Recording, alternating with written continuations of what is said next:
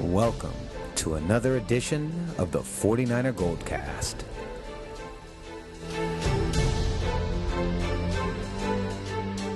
San Francisco, are you ready? Boom.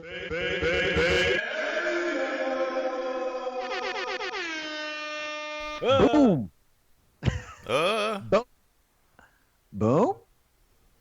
Boom. Welcome to another edition of the 49er Goldcast. We are the voice of the faithful. I'm your host, Rudy Solis III, and with me is my brother, my co-host, Raymond Solis first, baby. And our esteemed co-host, Old Man Davis. Boom. Boom, boom, boom, boom. Boom. Here we go. 49ers lose again. Oh my God, I can't wait for that number one draft pick. Again, this is 7 in a row. 7 in a row. 41-23. Again, we get the same thing. What do we keep saying? 30 minutes of football. And Cap played a lot better. It looked like he was getting more comfortable in the system. 49ers have a really strong showing in that first half. And then what happens, guys? We get to that 30-minute mark, and the team falls apart. Boom. Well, I thought the game plan changed dramatically in the second half, and I understand why, because it was working effectively for them in terms of the passing game, at least. The running game was kind of hit and miss and almost non-existent. You had over 200 yards for the Saints versus to us, who we didn't even surpass 100. But at the same time, Cap on paper outplayed Drew Brees. Drew Brees only completed 4 more passes than Cap. They both had 39 attempts each. Both were over 300 yards. Cap was nearly 400. The only problem is Brees made the more important throws when it counted the most, including 3 touchdown passes. But Cap played really good in the first half. I'm not sure why they went away from the play action fake and the bootlegs, which were working so well. Let's talk about that. Talk about that, Race. So what were the differences between the first and the second half? Break it down for the faithful that didn't necessarily see what was the difference. Well, I think part of it was that the running game got stifled even more so in the second half than it did in the first half. And as a result, this is a guess anyways from what I'm seeing. I'm not on the field talking to the coaches, obviously. But we saw the offense go away from the play action pass and the bootleg passes, which Cap is great at, by the way. That's like almost his bread and butter play. We saw that when he first came up in 2011, he was really good outside the pocket and had to make plays. And I think it's because he sees the field better when he gets outside the pocket versus when he's trying to look over the offensive line in the pocket. I think it's just a vision thing, which is why you need to play to those strengths. So they went away from that. Cap was really efficient in the first half. He completed over 60% of his passes, or over 50% of his passes today, which is great from him. Like I said, he completed 24 passes. Drew Brees completed 28, both of them off of 39 attempts. So very efficient for Kaepernick today. A lot of bright spots. Quentin Patton played really good. Vance McDonald had another strong game. DeJuan Harris was terrific. Garrett Selleck got into the mix for a change. Jeremy Kerley was doing his thing. Torrey Smith was pretty much absent, because they keep doing these crossing routes with him, and you really just need to give him post and deep routes. That's the best way to do it, but for some reason they just don't do that with him. Defensively, it's kind of the same story, and it's going to be like this for the entire duration of the season, just because there's so many injuries that they have sustained, more than the usual run-of-the-mill that most teams sustain throughout the season. But the Niners are just in this really exceptional category where every single week somebody goes down, and that's just unheard of in the league. So if you take off more than half of your starters due to injury, you're going to have a huge drop-off in productivity, and you can say that about any team in the NFL. If you see the injuries that they have sustained, that's really where the drop-off is. And sure, part of it is lack of talent, part of it is death, but another part of it is injuries too. Guys are just going down left and right. So they're not only tired because the offense is inefficient, but they're tired because most of these core guys are also playing on special teams too, because the roster's just depleted. There's nobody left. So guys are playing Iron Man football almost to a degree, where they're playing special teams and they're playing most of the snaps on defense. So they're getting worn out really fast. And as a result, they've only got enough energy to sustain about 30 minutes of football. Boom. Old Man Davis, what did you see? Give us a quick little breakdown before we move on. You want a breakdown? I don't, but I'm gonna still allow you to have one. I'll give you a breakdown soon. Yeah, I say by all means, take your time. Yeah, we got all night. It's a double header episode. It's be a 2-hour long episode tonight. Hang tight, crowd. Old Man Davis here. Just finishing up close to the half of the second quarter, and we've just seen Mark Ingram of the Saints score another touchdown for his team against the disgusting and dismal 49ers defense. Just want to make a note here for the Goldcast and let it be a reminder. It's going to be a long afternoon, but hopefully short, because I don't really have the patience or tolerance for this game. If anything, we can learn that not only can the Saints beat the 49ers in the air, but they can beat them on the ground. That's it for now here at Raider Nation headquarters. We'll talk a little more later. So that, boys, was my recording and talking to myself in the basement, and was disappointed all throughout the 4 quarters of the game. It was a waste of money, a waste of my life that I could never reclaim. Every time I looked at the screen, it was the same story. And I can't wait till we get to see another dismal performance by the 49ers against Arizona. So, yeah, that's going to be a beauty. You son of a bitch. I estimate probably 1 quarter of productivity in that game. I felt that my most productive point of the day today was several of my recordings, the one you just heard, as well as several more that I could also play for the rest of the Goldcast. However, I'd like to see what else you guys have to say and contribute to the Goldcast today. Well, thank you for that, Lord. Lord have mercy. Luckily, it has kind of been the same old story time and time again. So we're gonna move on. There is I think this is good news. So I want to talk to you guys about this. Chip Kelly has aggressively knocked down the rumors that he may be headed back to Oregon or back to any college at the end of the season. He said several different times in different various media formats that he is going to stay with the 49ers and he plans on not leaving. I actually think this is a good thing. I think that what the 49ers need is consistency.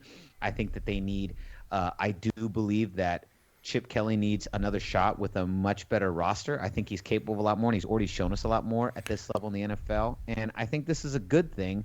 I want to turn it to you guys. Raymond, do you think Chip Kelly staying with the San Francisco 49ers is a good thing? What do you have to say to the faithful?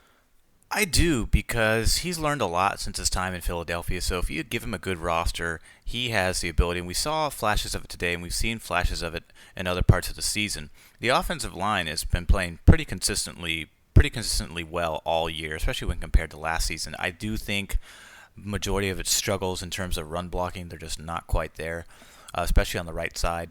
As much as I love Trent Brown, he's been dismal in terms of run blocking, but he's been terrific pass blocking. Pass protection's been terrific for this squad all year. They only allowed 1 sack today, and other than a few weeks ago when they allowed like 7 sacks, they've been pretty stout most of the year. It's their issues with run blocking. I think that will come with time. They'll get better, especially since so many of them are so young. Kilgore is coming off of an injury. He's still getting back into rhythm. Trent Brown is only a second-year man, and he was a 6th or 7th round draft pick, so that's kind of a surprise. Josh Garnett is going through growing pains. Zane Beadles is older. Joe Staley's older. So you have some shoes to fill in the coming years, so that'll be something to think about and look forward to as well. We'll see how the rookie's going to. But we see that when it clicks, it's great at controlling the clock because it takes advantage. It's very West Coast style. So Chip Kelly has kind of knows what his flaws were in Philadelphia. He scored really fast. He moved really. It still moves at a relatively quick pace, but at the same time, this new version of it takes blendings of the old West Coast style offense, meaning short passes, screen passes, passes in the flats, utilizing the tight ends. All of that is West Coast style-esque. but it's with the Chip Kelly flavor. So we see that when it works really, really effectively.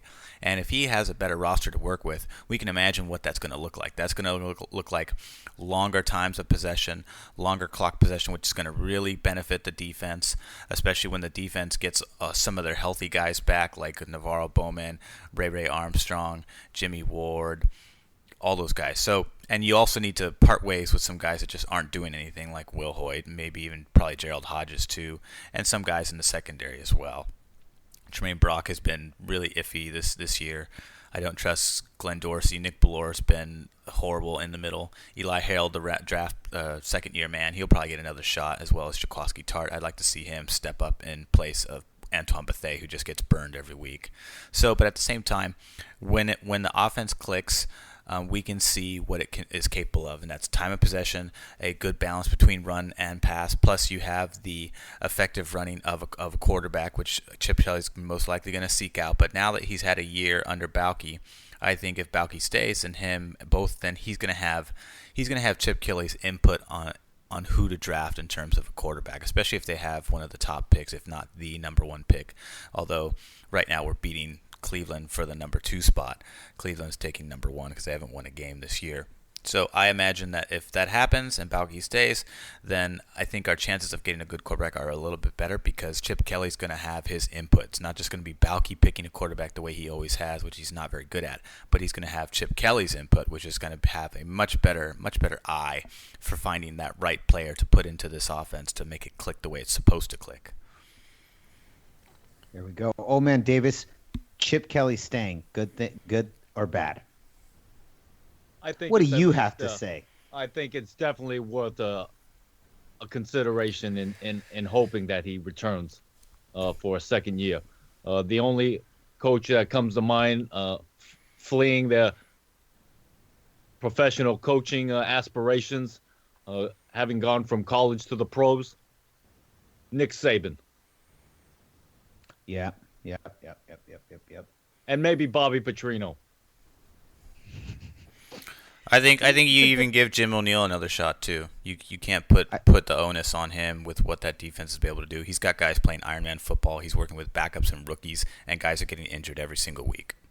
I'm even into the theatrics. I'd like to see, even if it does go sour, either Jed York completely gets rid of his GM and that coach, Chip Hooray, or Chip Hooray decides to leave in his second year after going 0-5. Oh, he should not get rid of Chip Hooray in his second year.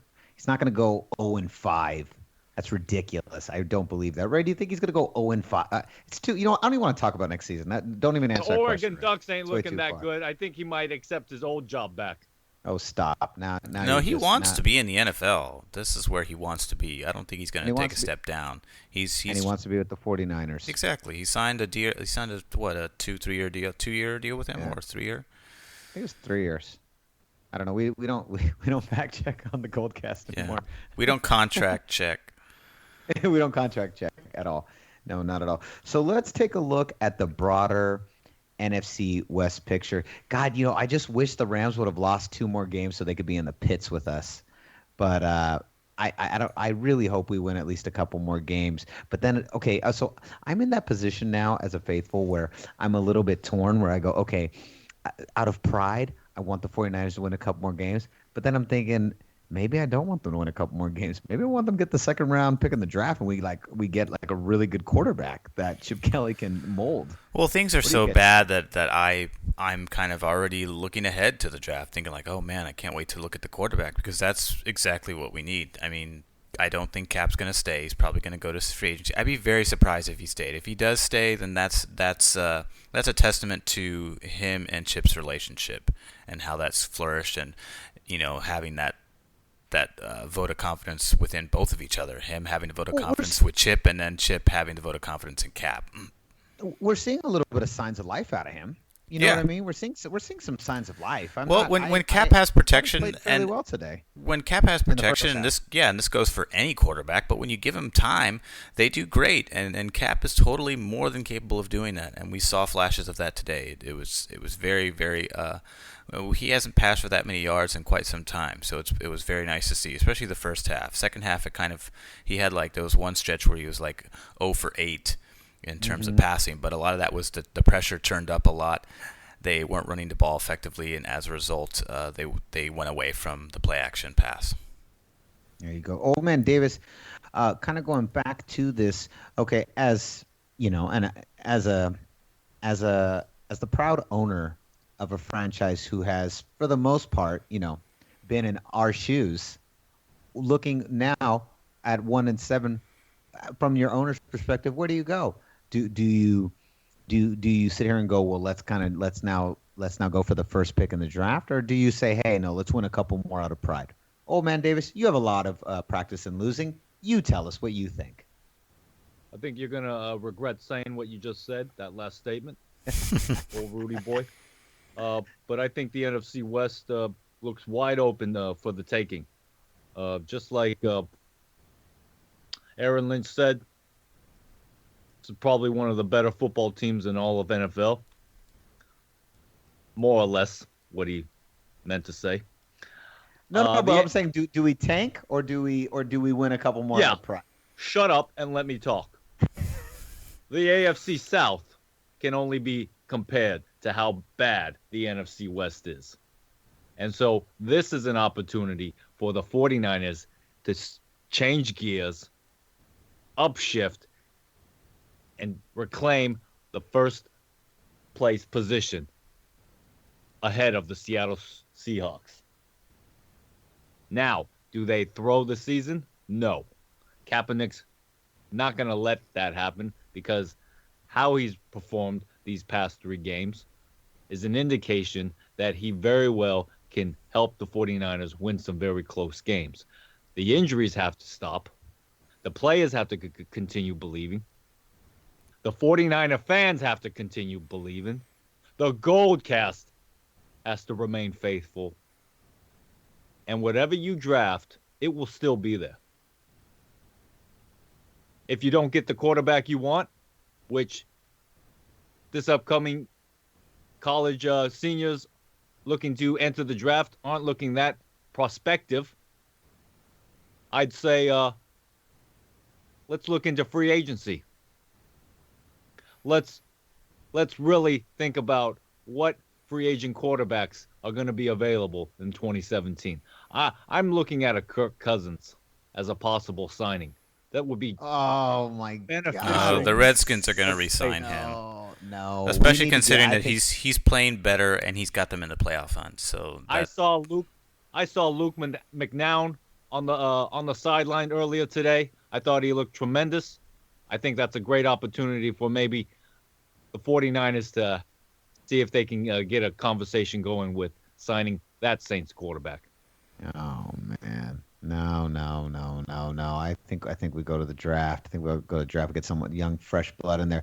It is sad to think about the NFC West. If you look at, well, I mean, I don't know. I don't really care about our rivals, but we're only 2 wins away from being tied to have the exact same record as Arizona and Los Angeles. Like they're only 3-4 and 3-5. Like they've literally only won 2 more games than us. This used to be the best division 3 or 4 years ago, and now it's just in the gutter this year. I would say the NFC East is probably the most competitive division in the NFL right now. You got the Cowboys, the Giants, the Washington, and the Eagles all fighting pretty hard. Like all those teams are pretty decent. But looking ahead to the NFC West, I hate to say it, it still looks like Seattle is looks like they've kind of reasserted themselves as the king of this division. Would you guys agree with that? Disagree with that? I mean, yeah, but part of it is because Arizona's really taken a step back this year. LA's LA this year, and the Niners are worse than we are last year. Yeah, we're worse than we are last year, and actually, Los Angeles is worse than they are last year. They're terrible. That's terrific. Well, we all saw that coming. Jeff Fisher's still there. Raymond, you and I predicted that when we had our NFL predictions of NFC West when we did that pod with Louis when Louis was on. We totally called that they would be terrible. Yes. They had that stretch after they went 0-1 where they won 3 straight and they were 3-1, but they've dropped four 4 of their last 5. So, and once again, proving very, very capable against Arizona and Seattle, but not being able to beat anybody outside of that. I mean, Jeff Fisher is 3 losses away from his sweet spot. Moving over to the AFC West, Old Man Davis, your Oakland Raiders have definitely asserted themselves as the number 1 team in that division. I would say that's probably the most competitive division in the AFC. Would you agree with that, Old Man Davis? I couldn't disagree with you. In fact, I'd probably agree with you more than you agree with yourself. We got the Raiders, the Chiefs, and the Broncos all really, really killing it in the AFC. AFC West, NFC East, I think, are the 2 most competitive divisions. Raymond, what are your 2 most competitive divisions? I would definitely say the AFC West is pretty competitive. I would say another one, I would say the next best after that is probably the NFC East, between the Eagles, Redskins, Giants, and Cowboys. Eagles are on the rise, Redskins are on the rise, Giants are just the Giants, but they're hanging in there. No matter, they're scrappy. It's a scrappy team. And the Dallas Cowboys are definitely on the rise. So you have 3, with Philadelphia and Dallas have the 2 best rookie quarterbacks in the NFL right now. And those guys are playing like veterans, and so that's rare. And those guys could be right up there with Derek Carr in a couple years. Carr played lights out, or he actually didn't play super lights out today, but still the Oakland Raiders won. I love how you guys are still leading the league in penalties. That is just classic Raiders. Oh, quintessential Raiders. They have a history of leading the league in penalties. But you're winning, still lead the league in penalties. I kind of respect that just a little bit, Old Man. They did the same thing when they won in the 70s. I think they led the league, or they were at least tops. Among the top teams in committing penalties while winning the championship. Just a, undisciplined bunch. But oh yes, I wouldn't be able to give my contribution to this great Goldcast show if I didn't give the propers to the 49ers in their unsurprising lackluster performance in offensive rankings. You didn't even crack open the top 10, top 15. Does it even matter after 15? No. You take 16 teams in one conference, you're worse than the top 50% of the whole NFL. Great job. Keep it up, guys. You guys are really knowing what you guys are doing over there. Well, let's see you win a Super Bowl with this team first, and then we can gloat over there, Old Man Davis. You're still not even at the big boy table yet. Just saying. Well, the Niners are 4th in the league in rushing yards. Table, Rudy, why you were still wiping your nose because you didn't get to go out and play with the rest of the kids in kindergarten recess. When you want to talk about big table, well, you bring your lunch from home and tell Daddy to make sure extra mayonnaise is on your bread. I'll let him know. What does that mean for me? Cream. I'll let him know. I'll let him know, Old Man Davis. 7-2, not bad. Put a nice little button on that game against the Denver Broncos tonight. Well done. All right, so looking ahead, gentlemen, we are now closing in on our annual Week 9 start of our NFL predictions. We've done this 3 years in a row. For those of you that are kind of curious, we always say 3 years in a row, but if you were to go on iTunes, you can only see last year's, and that's because our first year was on SoundCloud. And thank you to those 45 listeners who listened to us that first time, and we hope you guys have found us on iTunes. If not, maybe they're wondering whatever happened to that cute little Goldcast from SoundCloud. Anyways, so we are going to begin our annual playoff predictions. We basically what we do is we compete and we see who gets most of them right. I think I've won the last 2 years in a row, right? Did I win the last 2 years in a row? Sure. I think so. Pretty sure I won the last 2 years in a row. So we're going to begin this year. We're going to start with we're going to choose one team each from the AFC and from the NFC who's going to make it to the playoffs this year. And Old Man Davis, why don't we start with you? You're very talkative today. Let's let you get the first shot. Who's going for AFC, NFC? Raymond, make sure you're recording this. Just pick one team, huh? Just one team from each, and then next week we'll add another one. I'm gonna go with the Cowboys. America's Ooh. team, Cowboys. My good friend Jerry Jones. For those that don't know, Jerry Jones. He's really found a nice team this season, and it just will be enough to get into the playoffs. Over in the AFC, well, we're going to have to go with the Oakland Raiders. Because no playoff picture would not be perfect in 2017. And in 2016 without the Oakland Raiders. Hey, didn't even get the year right. Spoken like a true Raider. Raymond, so Old Man Davis is starting off. He's starting with the Raiders and the Cowboys.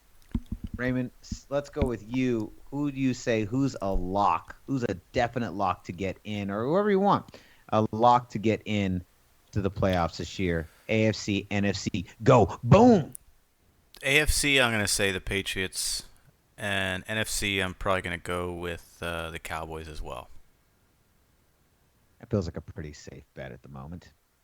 All right. So make sure you get that down. Raymond says Patriots and Cowboys.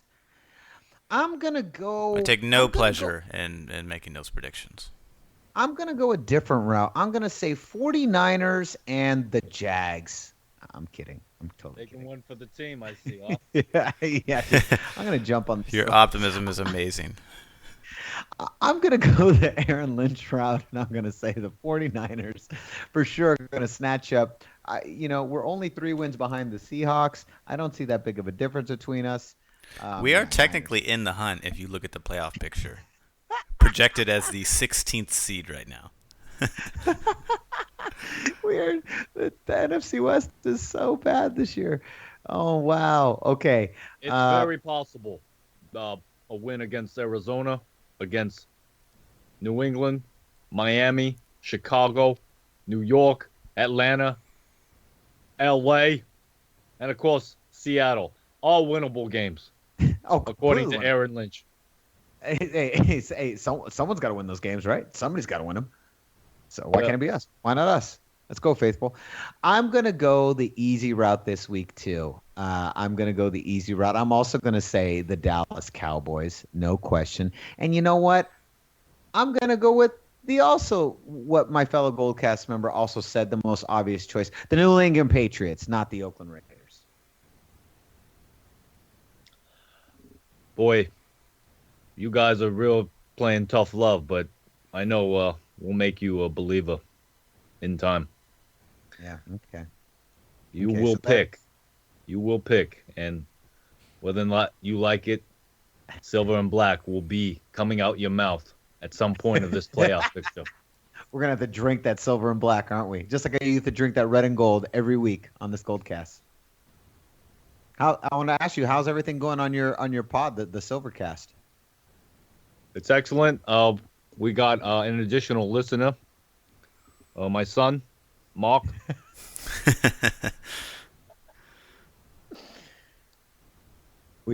I want to, before we finish, I want to thank, because we get an average of over 1,000 listeners on the Goldcast, and I want to send out a nice thank you, because we don't say that enough here. Thank you for listening week in and week out. 49er faithful, you guys are the best.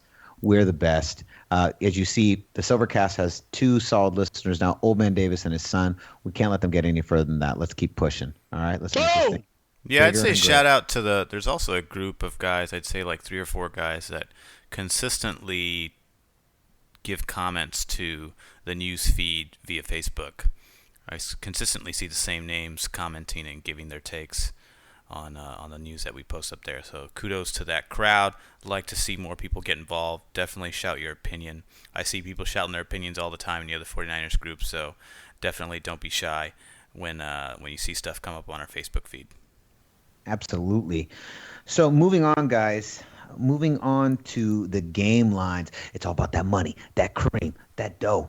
Let's get into the game line, the Vegas lines for 49ers, Arizona. It's 49ers at Arizona this coming Sunday. Now, I want you to take a guess. What is the Vegas spreads? What obviously Arizona is the favorites. I don't even know if that's obviously they only won 3 games, but they are the favorites. If you were to take a guess, Raymond, what do you think the spread is? It's got to be between 17 and 21. Ooh, Old Man Davis, what do you think the spread is?